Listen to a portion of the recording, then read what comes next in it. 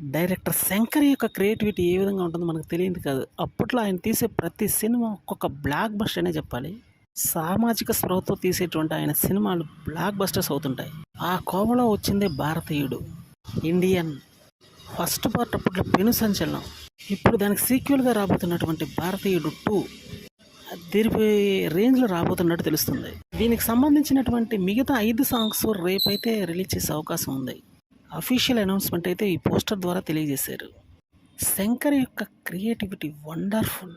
Robo first part second part తీసిన విధానమే ఏ విధంగా ఉంటుందో తెలుస్తుంది. ఫస్ట్ పార్ట్ అయితే బ్లాక్ బస్ట్ అయింది, సెకండ్ పార్ట్ అయితే డిజాస్టర్ అయింది. కానీ క్రియేటివిటీ మాత్రం ఎక్స్ట్రాడినరీగా ఉంది.